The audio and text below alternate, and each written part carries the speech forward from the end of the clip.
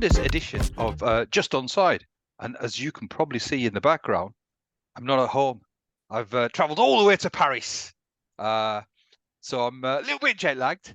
I did try and cancel this to tomorrow, but we've got a full packed EPL programme and Brother OS weren't allowing that at all. So I'm tired, I'm fatigued, I've got a thumping headache. That's how I'm feeling. OS, how are you feeling? Well, just as well Leeds won over the weekend. You were the ones that thumping headache would have been even worse, but you have soldiered it, so I do salute you. Thank you very much. I'm feeling good, thank you. You not travelled as far as you, but no, I'm feeling good, thank you. Good start to the week, action-packed weekend, isn't it? So let's jump straight in. Absolutely, yeah. I mean, we featured Newcastle Manchester United as the main game of the weekend, but really, we're going to have to put that to maybe third or fourth. We're going to have to talk about what happened at the Etihad. Unbelievable game. I thought you were going to start with Leeds Middlesbrough, but okay, because that was an action-packed game as well. That was, yeah. But I think we're going to go straight into the EPL. I think there are some things more important than Leeds. Just than Leeds. So it was an amazing game, absolutely amazing game, full of drama. For a neutral, it was action-packed. So try and unpick it for us, OS. What's your thoughts on that absolutely dramatic game at the Etihad? Incredible game. And upon reflection, I was thinking about this whilst I was watching the game. The fact that we highlighted or anticipated Manchester United Newcastle game at St James's Park to be the game of the weekend, but we should have known better, given Tottenham's kind of non-compromising nature under Ange Postecoglou, that even with injuries and suspensions, they were going to simply attack and play the game one way, which made for an incredible affair. So I think we do have to salute Spurs for the approach that they took. Now, there was a lot made of that approach, and I'm sure we'll get into it. But firstly, just on the game itself, incredible game, really entertaining, really watchable. It's what Sky pays the big bucks for in terms of those Super Sunday games. Plenty of eyeballs, plenty of storylines to come off the back of it. I think just quickly from a Spurs perspective, look, I mean, in that first half, it could have been anything, really, Ayub. City had the dominance. They were pressing all over Spurs. Spurs, I thought, were a little ponderous, and I think they were a little bit naive. Now, I've been a big proponent of Ange's methods, and I want to make it very clear. I think it's good what he's doing in terms of the consistent message throughout the squad to say, look, we don't necessarily change ways, because I think the message you send at you when you have a few injuries and suspensions, you suddenly change tack, is this underlying subconscious message to those coming into the squad that I don't quite trust you with the plan and philosophy, and therefore we're going to play a very different style. I think there's a certain empowerment and emboldening of your squad when you say, no, we play one way, and everyone plays that way. So I do like it. I admire it, and I think there is lots to admire. I think what my only question mark is that when you do highlight to the players in such an expressive way that we play, all we do is we play. Players, even in under the most intense of pressure, like a Bissouma in the second half, will think, even if I've got 2 or 3 players around me, I'm still trying to play. So it's not so much, some will say that, well, that's an individual error. And I will say, well, it's because of this constant messaging that it seeps into the player's consciousness that we're not allowed or to kind of play it safe, let's say, or play it kind of with the percentages, which the percentages was just knock it off, as opposed to trying to wriggle through a very dangerous area of the pitch. So, look, I think from a Spurs perspective, they were fortunate to still be in the game at half-time. Incredible start, typical Spurs, great bravery on the edge of the box, but then going up the other end, Edison should do better. But they get the goal, obviously City peg them back straight away. And then get their noses in front. They should have been plenty ahead. Some of the chances Haaland missed. And Spurs were genuine architects of their own downfall in terms of, again, just overplaying. And I think there was some naivety there. And I think that was pretty much highlighted by the fact he bought on Højbjerg at halftime, wasn't it, Ayub? So I think there's nothing wrong. It doesn't mean that he's gone defensive. It's just, you've got to sometimes be, again, I always say, you've got to be in the games to win the games. And Spurs were very much nearly out of that game. Second half, though, I thought they started really well. Similar to what we saw from Liverpool. Took that ownership from the second half onwards and pretty much never lost it. Yes, they had that chance right at the start, City, from Vicario's, again, overplaying. But I think Spurs, for the most part, were pretty decent value in that second half. Definitely felt a bit more in the ascendancy. City were pretty much feeling comfortable. Did not necessarily go ahead and really press for that advantage, or to kind of press home that advantage. And I think in the end, I asked myself, was it a fair result? I think it's one of those games where fair result probably doesn't come into it. It was an unusual game. I mean, they should have been out of it by plenty at half time. So from a Spurs perspective, it'll take huge confidence to get a draw at the Etihad to arrest that slide. I think from a City perspective, is there something that's just gone awry in recent games and even in recent times? I think just that ruthlessness, that sheer ruthlessness is missing. They go a goal up against Liverpool leading in this game as well. They've just not been able to kind of hammer home that advantage. They were struggling in the Champions League, weren't they? It took another Herculean effort to turn that around. They've started to concede goals, 4 at Chelsea, 3 yesterday, a couple in midweek. They've started to concede goals. They look like they're not as, whereas previously you felt like you had to work really hard for opportunities against City. Very much feels that if you've got the right personnel, especially pace on the counter like you saw yesterday with Son and Brennan Johnson, you can hurt this team, and even Kulusevski for that matter, who I thought had a fantastic game. Are City missing something? Definitely so. I think for me, just a little something, whether that will be arrested and recovered by De Bruyne's return and a few others. But it's definitely that, again, it's only a few percentage points, isn't it? You're at the very highest level, and you could just see whether it's Haaland, just in terms of just that lack of focus when that chance comes, where he's normally putting that away. Some of the other ones where he blazed it over and what have you. So I think from my perspective, it was an unusual game. I don't really want to get into what was deserved or what wasn't, just because it was, again, Spurs probably earned the right in the end to have an opportunity to get a draw, and they did with some really good play in the second half. City will kick themselves though.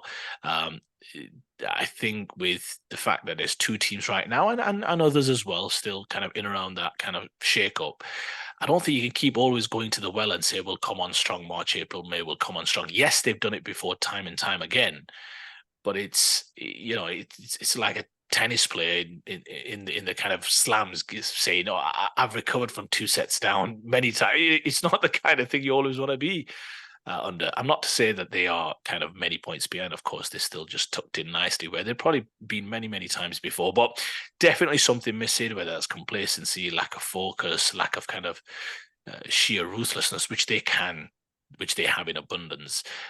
Clearly, it's something that's just gone a little awry, and they've started conceding a fair few goals. I'll leave that controversial moment to you, baby, in terms of what occurred at 3-3, I think it was, right at the end. Yeah. But I thought in the end, incredible game. Definite advert for the Premier League, and Spurs in the end will be very much happy that they've arrested that slide. Still a couple of tricky games to go in this run. I think West Ham and Newcastle to come. But yeah, highly, highly entertaining game. Well summarised. I think Spurs will be delighted because of all the games.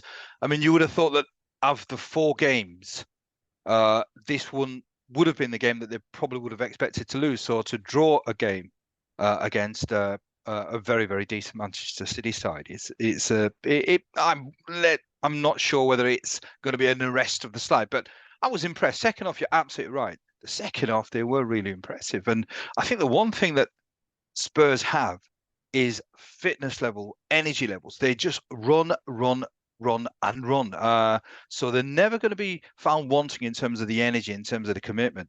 And it was a fabulous game to watch. Just as an observer, it was wonderful. But you touched upon the controversial moment. Let's talk about the controversial moment. Certainly from my point of view, it is outrageous. I think it's scandalous. I would, you know me, I don't sit on the fence. I would go as far as sort of saying that it almost tantamount to cheating, because he's waved play on. And then when the ball, obviously, it's an excellent ball by Haaland. And you can't ever say that he's definitely going to score, but the probability of Grealish putting the ball in the back of the net was quite high. And suddenly, for some strange, bizarre reason, the refs pulled it back. I have no idea what's going on. Do you? I think he had a brain freeze. I really do. I think it was just a terrible, terrible mistake. And I think there's nothing that I don't think it was cheated at you, but let's steady on now, steady on. But genuinely, I just think it was a brain freeze. I absolutely do. I think he was doing everything right. And I think, not sure why at the point of Haaland releasing him, because you can see the referee a little abruptly stop and then blow his whistle. It's as though he didn't compute what was happening. In a sense, he was like, yeah, he's on his feet, he's managed to regain some composure, he's about to play this ball through. Normally it'd be a case of, let me see what develops off the back of that. I think it's all happening so fast. It's a fervent atmosphere. You now know City fans are up for it because you're trying to chase a goal. It's the dying embers of the game. I think he's just had a brain freeze. I think there are times we all suffer from it. Do you want to call it incompetence? I don't want to be too harsh. Just think he's not computed what's happening also quickly in that moment, as though he's got a blow. And I didn't realize. I thought Grealish was going through, to your point, and then I saw the cameras kind of shaking and panning back to the players remonstrating with the referee. Obviously, this was the referee who was in charge of Spurs against Liverpool earlier this season as well, for the other big, massive, controversial moment. So he's helped out Spurs twice, unintentionally, I might add. But yeah, I just think it's a brain freeze, nothing more, nothing less. Yes, it's poor, but I don't really want to go further than that. Other than it's just a really, really big mistake on the side of the referee. I'm not sure, and I'm not sure Grealish is definitively going to score. I mean, there's still some yardage to run past. Yes, he's got half a yard or a good yard from the other player, but given he had so much distance to cover, the other player's probably going to cover some of that. Grealish is quick, but he's not grease lightning. But so it's not a definite guarantee, but clear goal scoring opportunity. That much I do grant you. Yes. When did it? I mean, I'm not exactly sure at what stage he's pulled it back, because certainly he's wave play on. He's played advantage, which clearly was the right decision. I'm still not sure exactly when he's pulled it back. Where was it? When Haaland struck the ball? I think it was just when Haaland struck the ball, or just immediately after that. And that's my point. I think if you're playing advantage, you've got to see what happens with that pass. It's as though he thought Haaland's not. I've never seen him like play through balls, so this isn't going to amount to anything. And then Haaland's played a glorious through ball, so I'm not sure. Again, I just don't think he's computed things in the throws, in the passions, in the kind of emotion of the game. What's happening? It's as though you're right. He played on because Haaland keeps his balance, as he invariably does. He very rarely ends up on the floor from fouls. He's got incredible strength and power. He's blown, I think, just as he's kicked it. That's my point. Like, there's no reason to kick it. And I think the referee could have easily come out. He can't, because of, obviously, it's got to be more of a kind of informed effort on behalf of his body and the association he's part of. But I think genuinely, I think an apology would have probably negated some of the fire or some of the kind of emotion of the situation. But City can count themselves unlucky, absolutely. But you're conceding 3 at home. There's a few other things you need to be looking at as well, I think. Just on that point, I mean, I think there has to be more explanation. I'm going to probably try and sort of see if there's information on exactly the point at which he's called player back, because I certainly, I mean, in briefly reading, I've not read anything in detail, but I think from when he's blown the whistle, I think it's even more damning, because apparently I think it wasn't just at the point where Haaland's kicked the ball. I think it was a little bit further on than that. So that probably is even more sort of unbelievable. I mean, I just don't put it down to a brain freeze. I mean, this is what this guy does for a living. It's not something that is just rocked up on a Sunday afternoon to referee a game. This is what he's paid to do. I get that, but what about that? I mean, I don't want to bring cricket into it again. But was it in the World Cup when Benjamin Stokes had that dismissal in the World Cup? Do you remember when he exposed his stumps and he had a massive heave? You'd never think Ben Stokes, he gets paid to do a job as well, but it was one of the most atrocious wickets that you'll ever see a number 5 give away in a World Cup match and what have you. But I mean, sometimes these things happen. They're not thinking as clearly, and Ben Stokes does live the big moment. So but with Ben Stokes, his moment of rashness impacted him and obviously his team. This is an official who is officiating a game. I mean, it could turn out to be a crucial. I mean, as I said, I mean, there's no guarantee that he would have scored, but I would certainly say that in terms of probabilities, he had a good probability that he had a chance of scoring, because he was through. He had maybe a couple of yards on the defender. And this could be, I mean, it's going to be quite a tight campaign this year. And 2 points could be critical. So wonderful game. And I thoroughly enjoyed it. I mean, it's unacceptable, but it adds to the drama. And certainly if you're a neutral like me, it sort of just adds more excitement. The only concern is just on the last point is we keep on talking about this being the best league in the world. but this is constant. This is almost Yeah. every single week. So something, I don't think it'll happen because we keep on saying it every single week, but nothing happens. But I don't know what the way forward is, because the level of officiating is just, it's unacceptable. No, I get that. And just on the game itself, Ayub, I mean, like I said, Spurs, I think they've got a manager who believes in a certain style of play. We're going to come on to another team where I think that's a clear issue right now. But he's got a clear way of playing. The players are clearly buying into it. Rightly or wrongly, you can agree or disagree with the philosophy in place. But clearly, it's a club that is right now fully energized. The fan base is currently fully supportive of Ange Postecoglou with these slightly depressed expectations, but clearly it's a team that's entertaining, fun to watch, exciting, scoring goals, yes, conceding goals, but they'll hope that once some of their big players are back. So they're clearly a team heading in the right direction. What they'll achieve, yet to be seen, but we shall see. From a City perspective, what's your thoughts? What do you think's in terms of some of the slip-ups they've had recently, the fact that they're not looking as characteristically sound at the back as they've previously been? What's your view? What's your take in terms of why that seems to be the case, that they suddenly look like a slightly more vulnerable outfit, especially in defence? It's something that I've touched upon before. It's losing two key men. I mean, KDB will be back, but Gundogan and KDB were absolutely pivotal. These are world-class players, and I've always been slightly critical of uh, Guardiola. I think he is overrated. I mean, there's no question he's a good manager, but I think when sort of people wax lyrical about his ability, I think if you've got good players, there's a good chance you'll get good results. And that's what's happened. A lot of the times he's managed good teams with very, very good players. You take out two very, very good players, and this season, it's the conceding goals, and they're looking a little bit more vulnerable. And I think really this is the time where really Guardiola should have stepped up and said, right, I'm going to show you how great a manager I am. I've lost Gundogan, who was a great player. I've lost KDB, who's obviously pivotal to the way that my team plays.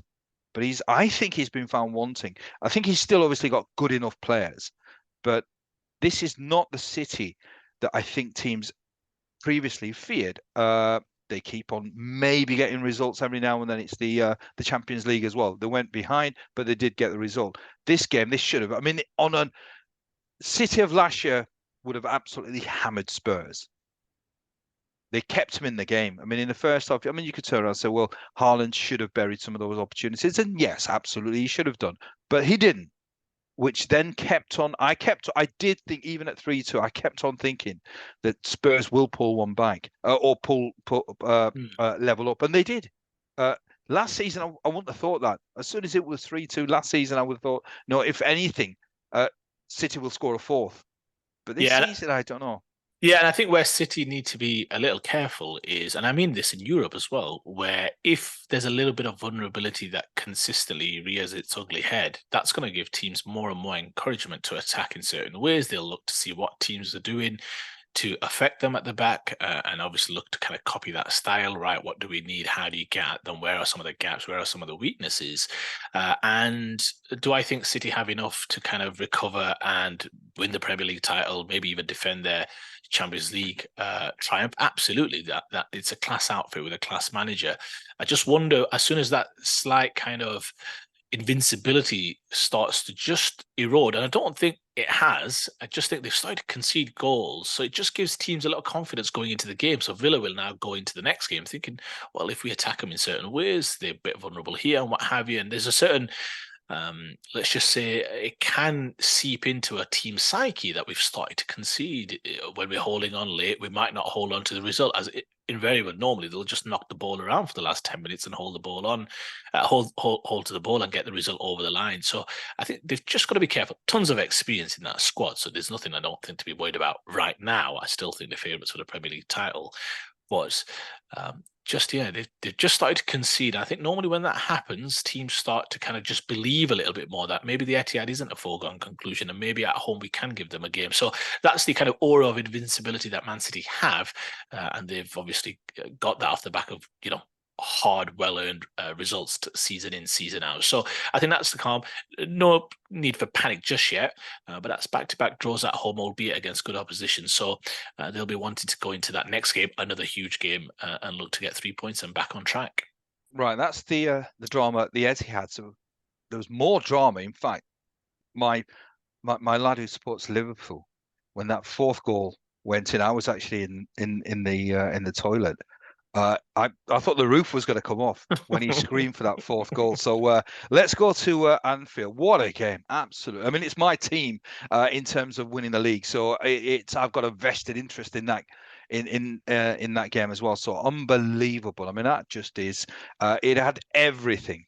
Spectacular goals, drama, a Fulham side that I've got to be honest. I mean, I wrote them off. I really did not think they were going to give Liverpool a game, but fair play to them. They absolutely gave it everything. So a wonderful game. Again, another wonderful advert for the Premier League.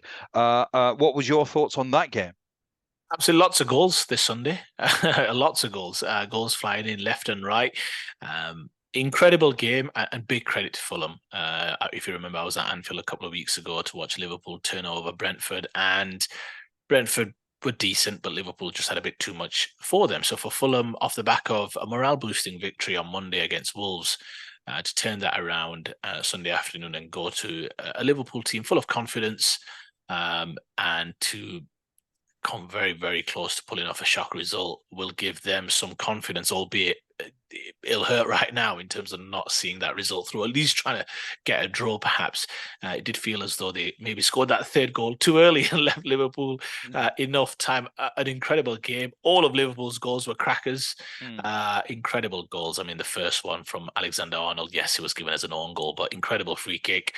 McAllister, I mean, some finished that, concentration on the ball and arcing into that top corner. Endo, and I think that was the key, wasn't it, Ayub? I think the fact that Endo scored so quickly after the Dakova Reed scored, I think that just gave Liverpool enough impetus to say, well, that's got a good 12 to 15 minutes here with injury time to really find a winner. And that, I think, is plenty of time when all of a sudden that crowd, that stadium, it does funny things, as Jamie Carragher often speaks about, when the crowd is really enthused. I spoke to somebody today who was at the game. My nephew was also at the game, and yeah, it was just an incredible atmosphere. And to get the goal then straight away, 2 minutes after that, Trent Alexander-Arnold reaping some real good form right now, isn't he? Offensively, he's really making a difference. Big goal last week, big goal this week. The big players define the big games, don't they, Ayub? And come up trumps in the big moments when your team needs them. And he's definitely a big player in the Premier League. Huge result for Liverpool Football Club. I mean, home games against teams at the bottom half of the table, you've really got to pick up 3 points in a league that's going to be incredibly tight. So for them to turn this around will give them huge confidence. Yes, some of those vulnerabilities at the back, as many observers have felt, still remains, is there. They're obviously still recovering from, obviously this is a game they had to play without Alisson, without Robertson, who'll be back maybe in the new year. I think Alisson will be back in the short term. Jota obviously up front, also injured. So it was a game where they had a few issues in terms of some of their first team players out, but in any event, I think, Ayub, there's going to be games in the season where you don't want to be reading too much into it.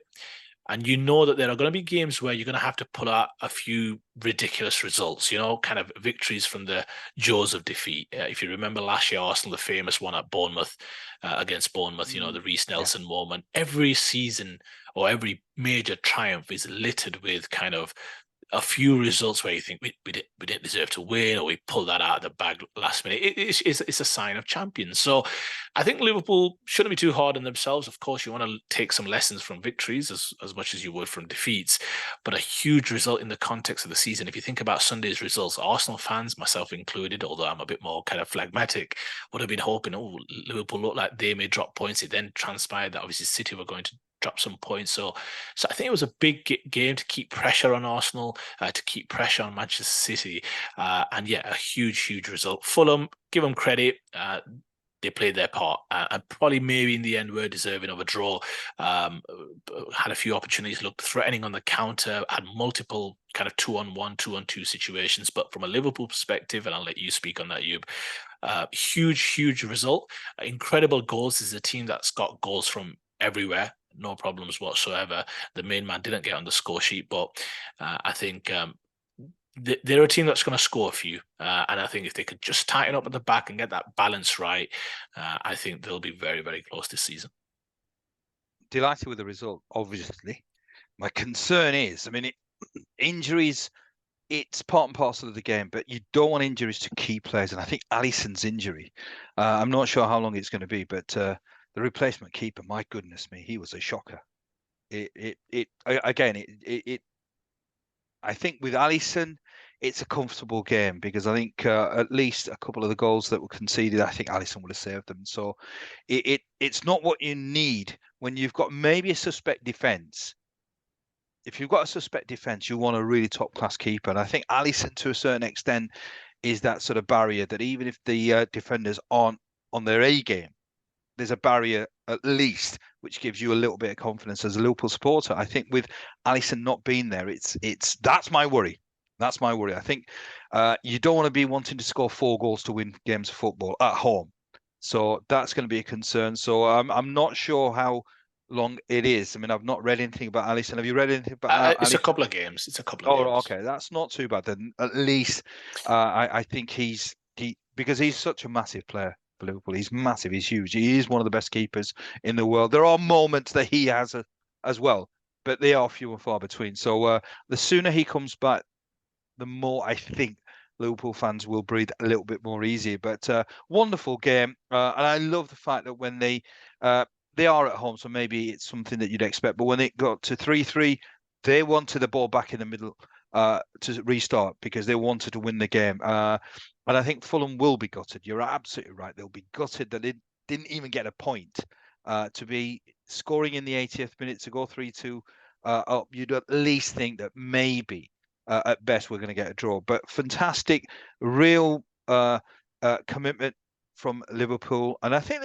this will give them confidence because I think to score 2 late goals, it always it all goes well for the future because I think it shows that there is a hunger and a desire, and it was crucial as well considering City dropped points. So excellent, delighted. Yeah, absolutely. And look, someone's going to have to win this Premier League title, right? And why can it not be Liverpool? I mean, it's ultimately all the teams. I mean, so all of them have strengths and weaknesses, some more profound than others, right? City will still feel very confident because they've been there time and time again, and they'll feel confident of going to Anfield and winning, and they'll feel confident of getting Arsenal at the Etihad and winning, and there'll be many, many other games in between that'll define ultimately where this title goes. I think we've got a decent sample size now, 14 games in, and Liverpool can feel confident that yes, we've still probably not, we've got players to return, and to your point, Alisson will come back, and I agree with you. He gives them confidence, right? He gives the team confidence and comfort that you've got arguably the world's best goalkeeper behind you, right? There's just a certain comfort that comes with that. So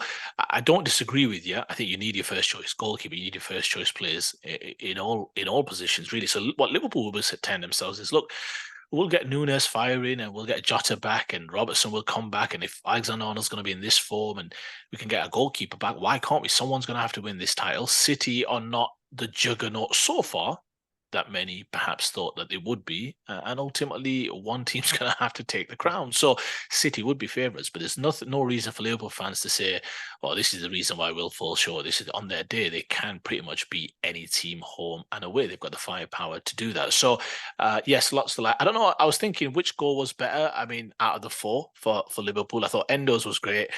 So was obviously Alexander-Arnold's first, again, albeit given as an own goal. I was torn between McAllister's long-range strike and Arnold's, at least for me, incredible technique to get his leg kind of contorted in a certain angle to try and get over the ball for that last finish.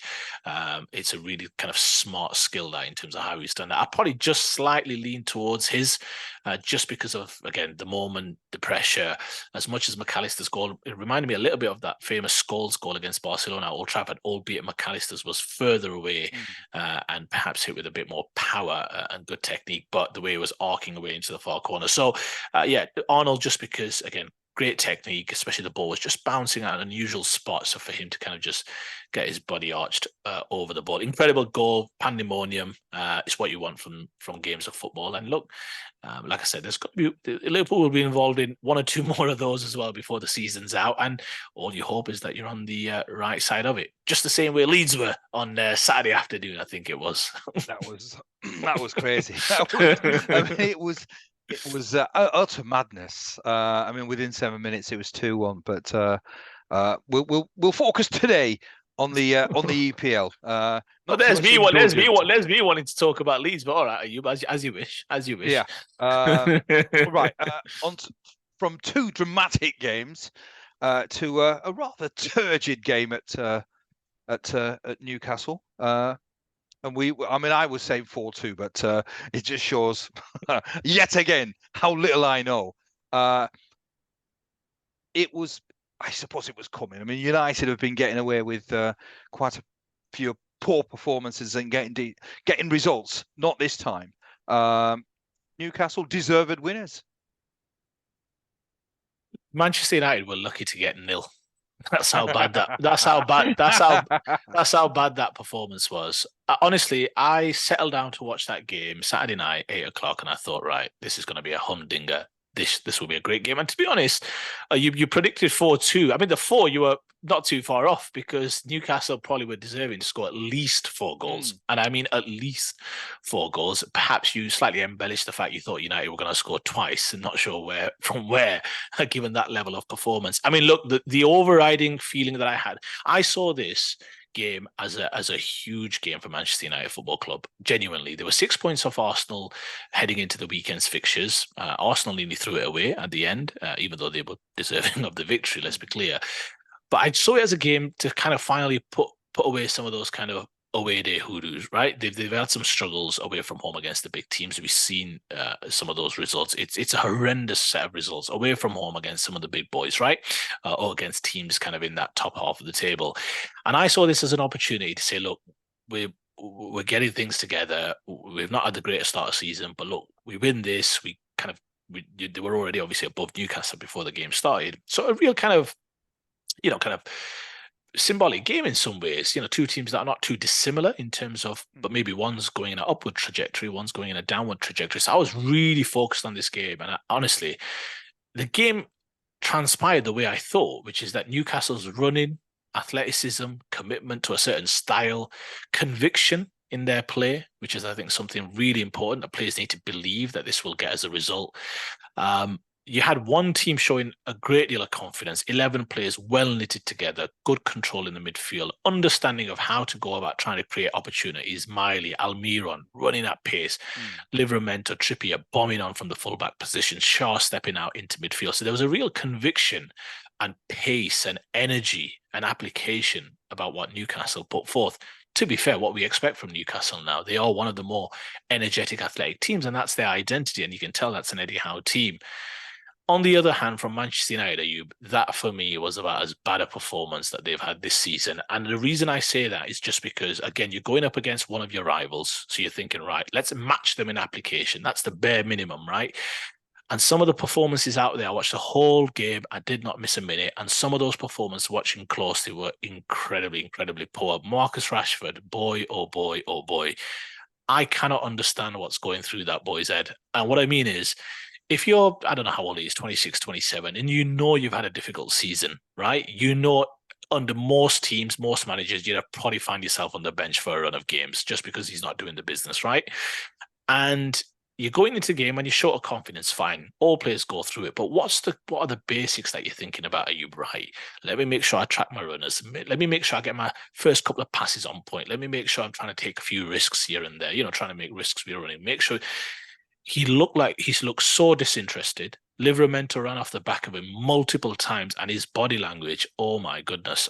If I was a Manchester United supporter, I would be so disappointed in his application throughout that whole game, especially when you're one of the players that's been you're one of the players that's kind of caused this, because you're one of the star players. And if the star player is not performing, that normally sets the tone of you. And one of the things that I sometimes think about when I look at Mikel Arteta on the sidelines, and I don't want to bring Arsenal into this, but I'm a fan of a team, and I like my managers to be relatively composed on the sidelines. I don't want too many histrionics. I feel like if the manager's a little bit chaotic and expressive, sometimes the team can, there's a certain panic that can set in and stress in what is a difficult situation, right?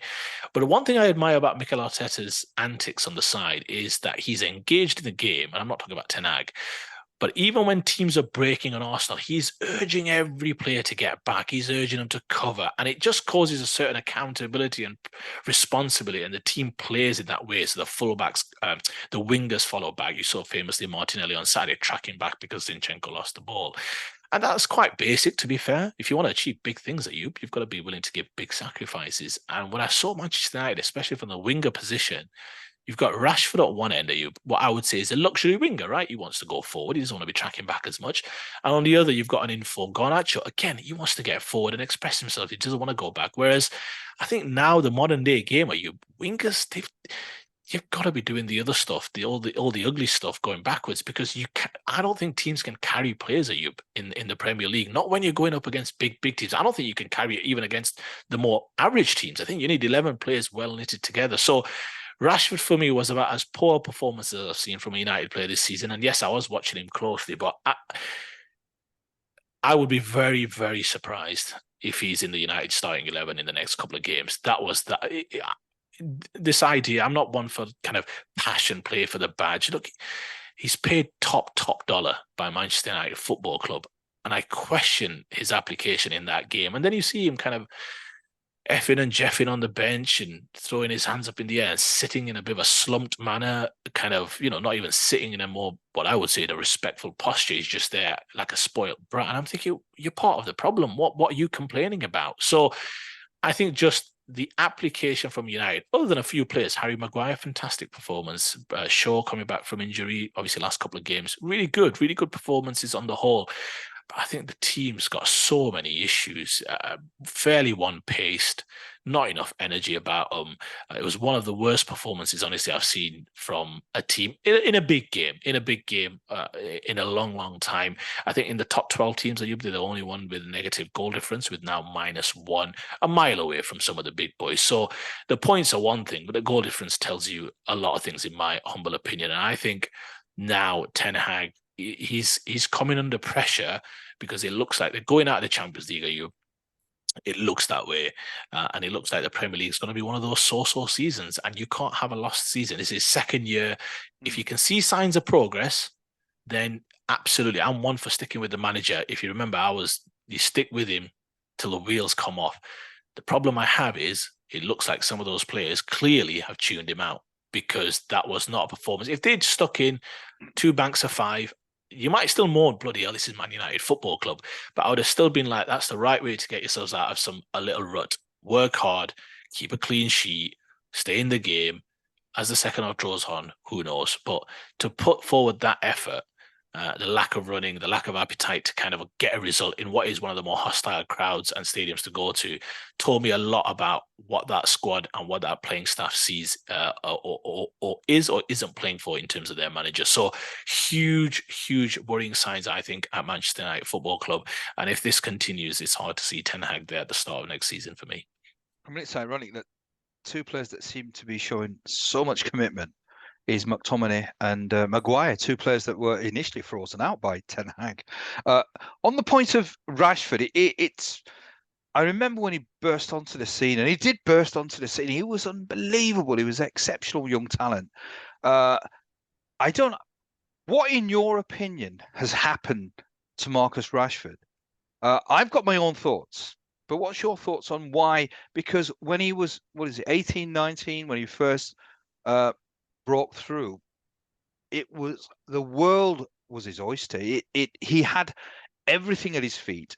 People thought that this guy is going to be an absolute iconic generational talent. What the hell has happened? Marcus Rashford's trajectory at Manchester United Football Club has been a little unusual, right? He had a great start to his Manchester United career, and then he had some so-so moments, and then another peak, and then the big negative was the season before last, wasn't it? When he genuinely looked like he'd never seen a football before. I watched him very closely in games. He was dribbling against himself, running the ball out for a throw in. He looked like he was bereft of all confidence. And then obviously credit to him and credit to the playing staff. Last season was definitely a huge plus, right? He got his kind of conviction back. He got his kind of ruthlessness back in front of goal. But this season, all of a sudden, it doesn't quite look right for him. Obviously, recently he's been shifted, you want, to the right-hand side. I think I'll let you. I have a feeling I know which angle you're going to take. What I saw on Saturday night was a player, and I watched Livramento, and this is a great thing that happens. You see, when teams see a weakness, they kind of capitalize on that time and time and time again. So Livramento was just given full license to keep running Rashford back because they knew he wouldn't do it often enough. And Livramento ran off the back of him so many times. And there's one thing, if you're not adept at defending, get it. Most wingers aren't. But you can run back, you can work hard, you can help your fullback by just doubling up, closing off certain angles. The thing that I think with Marcus Rashford for me, and I'll let you answer, but the most underlying the underlying thing I see, I can't speak to him caring and all the rest of it, but on the pitch he seems very aloof. He seems to do his own thing. If you watch his celebrations, he's obviously got his own unique celebration, the old pointing the finger to the head. If you look at his body language, he's normally very quiet, muttering under his breath. He seems like he doesn't really enjoy football, as in just when you see him play, he's not one for like smiling a lot. He seems very, don't know what the word is, but just yeah, seems as if he's got the weight of the world on his shoulders. Even when he was doing well, to be honest with you, he's not a expressively fun footballer, as I would say, or somebody who's always smiling, what have you. I just think it's somebody who I'm not sure whether there's a mentality issue there. If you remember, even for England, he's had starts, but he's never really just nailed down that he's. I mean, he's had tournaments. Don't get me wrong, where he has been a staple of the England team, but he should be at the peak of his powers. It should be him and Saka probably kind of absolutely guaranteed for the wings. Now you're thinking, is he even going to go? I think he goes. I think he still probably has to. He's got a long way to not go to the Euros, but although we've got a huge amount of competition in those positions. But for me, I just think it's a mentality thing. I think there's something about the great ones that they can self-police and keep going. Liverpool thought long and hard about giving Mo Salah that 400,000 deal, and what they were thinking was, A, are his best years behind him, and B, if by giving him this salary, are we going to get a diminished version of what was a great Premier League winger? And what they're getting is a player who's re-energized. They've obviously sorted the team out around him, but they've given him a great deal of responsibility by making him the highest paid earner, and he's returning it plentiful by goals, by assists, by application, by leading by leading by example. With Rashford, they've given him a mega deal, and he's already had quite a few number of negative stories. I just wonder and I question about his mentality to be great. Is he putting in the physical work? I think he is. You saw that on the overlap. He works himself, all the rest of it. I don't think it's a shortage of that. I just think there's a mentality shift about being a leader, about being the one that people look to for work rate. And when it's not going well, you go back to basics. You might not be able to do all the other stuff, the expressive stuff. Everyone goes through difficulties and confidence. But do the basics, run around, like help your teammates. And when you see body language as though I'm beneath or I'm above defending, let's say, I think that's going to put off a lot of your colleagues and teammates. So I just think it's a mentality thing. I think perhaps sometimes he thinks he's too big for his boots. And I think Eric Ten Hag, to some extent, although I get it, he's in the results business, has emboldened and empowered that by essentially not dropping him consistently enough. If he dropped him for a little while, then who knows? And one last point, Ayub. Mikel Arteta, before the Wolves game, was asked about Gabriel, the centre-back partnership with Saliba. And he was asked about Gabriel because if you remember, he benched him at the start of the season, which he never really gave the full explanation for. And he said there are times when, and he explained it before the Wolves game, he said there's times when certain standards have to be met, certain behavioural standards, certain application in terms of training and what have you. And he goes, sometimes a player just needs to sit on the bench for a few games to kind of understand what's important and what's not. So he alluded to something, but he then went on to give him his flowers as well. And you could see the defenders then gone and shown that in the subsequent performances. And he's absolutely been one of the best defenders in the league. So I just think there's a lot of issues there. But I do think underlying is perhaps a fragility when it comes to this kind of mentality of being one of the leaders. I think he just wants to quietly go about his business. If he scores, great. But I don't think he's expressively can be one of those kind of has that strong mentality to take kind of that position of leadership within that team. And it's very much needed as well. I mean, from my position, at 19, all that mattered, it appears, to Rashford at that time was football. That's all he cared about, or at least that's what it seems. The modern game now, as soon as you start making huge amounts of money, he's a celebrity now. As I said, I mean, I talk about it. I mean, it's half joking, but I think half serious as well. He when he was 19, he had a a regular haircut. There was nothing funky, fancy about it. Then suddenly, maybe a couple of years later, it's got tattoos everywhere. He's got a funky hair. I mean, only I think the last game and the game before, he's obviously coloured his hair as well. There's nothing, as I said, there's nothing to say that player can't. But you see him on nights out. He was on holiday. He's got the flash gear. Again, that doesn't mean that he can't concentrate on football. But I just don't think football is as important to him as it once was. That, I think, is the major problem. And I always use Ibrahimovic as an example. I think Ibrahimovic, football was always the most important thing in his life because everything that followed was because of his football, and he always understood that. It's something that I told you before on one of our previous shows. In his house, he's got a picture, quite a large picture, of his bare feet, and they are horrific.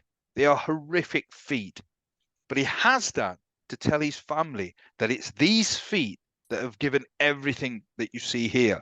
And I think that's the reason why in his 40s he's still playing, albeit not at the standard that he once was, but he's still playing. I think Rashford now is a celebrity. I think he sees himself as a celebrity.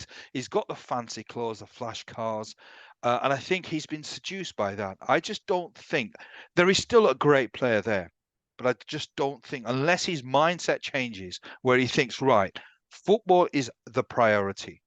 That is what gives me everything else. At the moment, I don't think he's thinking that way because there is no way that player at 19 can be the player that he was at the weekend. That was awful. You're absolutely right. That was a shocker of a performance. And I would, this is where the coach has to get inside the head. If he's not going to change in January, put him on the market, sell him. Yeah, I can't see that happening. Are you for one reason and one reason only? Eric Ten Hag's fighting for his job. He's not in a position to make big, bold decisions in the transfer market. You do that when you've got the full backing of the club. And right now, I would say the fans are pretty much 50-50 because not so much in not believing that Ten Hag can come through. It's more a case of, is the squad behind Eric Ten Hag? They point to some of the issues with Sancho. They point to the fact that David De Gea was ushered out. I mean, there's some noises about Newcastle now, maybe perhaps opting for David De Gea with the injury to Nick Pope. So, look, the fact is, when you have a manager who is not sure whether he's going to make it through to the long term, he's just simply trying to get results on you. He's trying to stay afloat. Now, that team, if I was supporting Manchester United Football Club, genuinely, I would be so irritated watching that game on Saturday because I'd be like, we know we're struggling right now. So why can't we just, again, go back to basics, 2 banks of 5, just work hard, just make it hard for Newcastle. But Newcastle are getting in time and time again. They had a 17-year-old, Ayub. They had a 17-year-old who was running off the back of midfielders and what have you. 17. Milan's about to turn 15. Goodness gracious me. And he's representing his club against Manchester United in the Premier League. But that was a really sad performance from United in terms of where the depths that they've fallen to. Honestly, like that would worry me. And that's why I always say to supporters, this idea of we've had a better season or we've won this game, I'm like, build something sustainable. There's nothing about Manchester United right now that's sustainable. Nothing. You couldn't point to one thing. Maybe Kobe Mainu looks good. Yeah, Garnacho, there's something to build there, of course. So there's some good in amongst all the rubbish. But in terms of leadership, in terms of accountability, in terms of that kind of, hey, we're a big team. That's that symbol that the big teams have. When you watch them, you know what you see it in the arrogance of their play and what have you. Arsenal have it, in my opinion. Liverpool have it because they'll just say, we'll outpower you. And Man City just keep the ball for fun. There's an arrogance to the big teams which says, look, we belong. We do things the right way. We're a top team. We just kind of take your soul away in terms of in this game. We're just going to keep the ball, and over time, we're just going to depress you and we're going to beat you comfortably. So, look, they're nowhere near some of those big boys. It's night and day in terms of playing style. And right now, Eric Ten Hag, who's fighting for his job, in my opinion, I don't think he'll get fired this season. I genuinely don't. But if this season peters out like it does, I mean, I don't know about you, Ayub. Can you see him starting next year? I can't. I can't. I mean, I think he's struggling this season as well. I think there's a stench at Manchester United, albeit they keep getting results which I think papers over the cracks. And that's the problem, because I think there is something fundamentally wrong at Manchester United. And I think there are some players that need to be moved on. I mean, you also saying that he's not in a position. I would actually say that he really needs to start saying, well, look, hang on, who's invested in this football club? Who's giving it everything? If you're not, then maybe move on, because his job is not going to be saved by the likes of Rashford. He might give you odd games here But and there. how many success stories have they had in the transfer market?